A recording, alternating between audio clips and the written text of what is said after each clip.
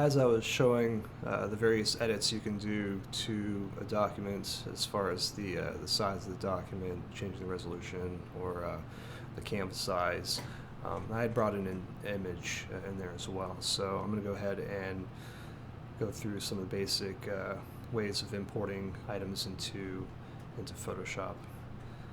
So inside Photoshop, I'm going to go ahead and open up the document I was working on.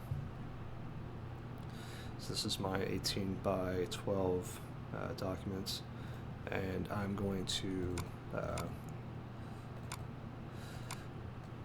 open up File Explorer, and this is one of the ways to import an item, or simply just loading another item into Photoshop, not really importing. But with my Windows Explorer here, I find the file I want. Clicking on it, I just drag it up into this top bar of Photoshop, and I can explain why here in a little bit. So doing that, now it is open in Photoshop. It is its own document inside Photoshop. To get it into my document I made, you'll see as well here that there are two tabs now open because I have two open documents in Photoshop. So with that one, this one selected, I click on this guy, click on him and drag. You can't see anything happening, but right now I'm pulling him into this document. So I clicked and dragged up to this bar, and you see that the window popped open, and now this gray outline is showing. So it knows that I'm trying to pull something in here. So I will release it.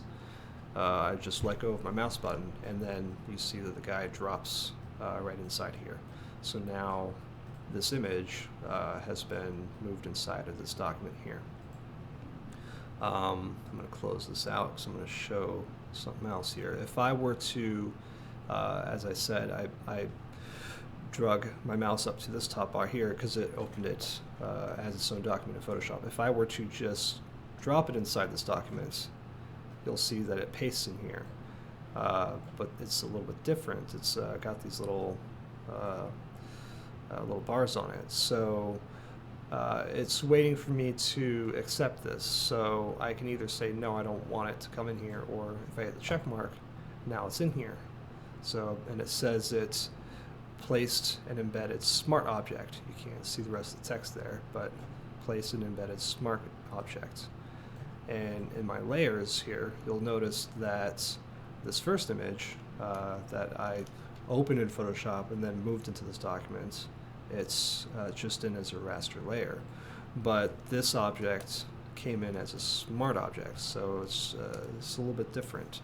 And I don't commonly drag and paste items into the documents on their own, because sometimes, let's say I'm using a raster image, if the resolution of the image is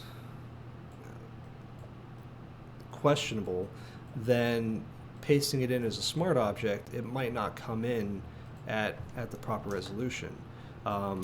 For example, this was a web image, so this has its own set resolution. See image size. The resolution is at 300 here for the 4:6 size that it is. I have a scanner.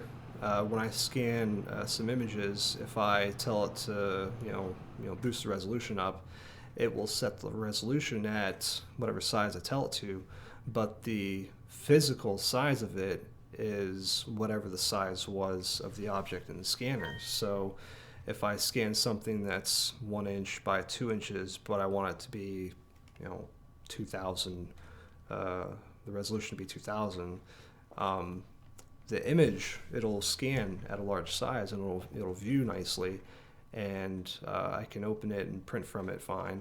But if I were to bring it in and paste it in here, it will only paste in that tiny 2-inch size file, whereas the resolution might have it be something larger. So there are ways, there are reasons not to do that, but you can just drag directly into Photoshop and it'll work fine. The last way to do something such as that, let's see, go ahead and close that.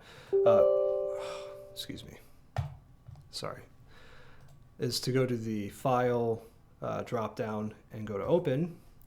And just as we opened our Photoshop documents, I'm going to go to where this file is and open it this way. So now it's in here, just like when I drug it in from the File Explorer, like that.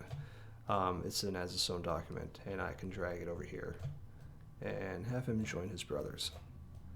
So that's a simple way to get images into a document in Photoshop from an external source.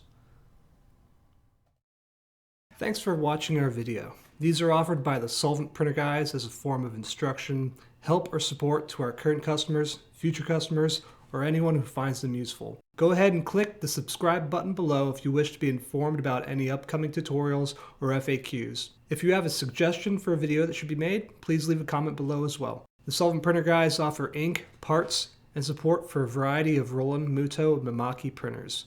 If you have any questions about our products and services, feel free to visit us on the web at solventprinterguys.com.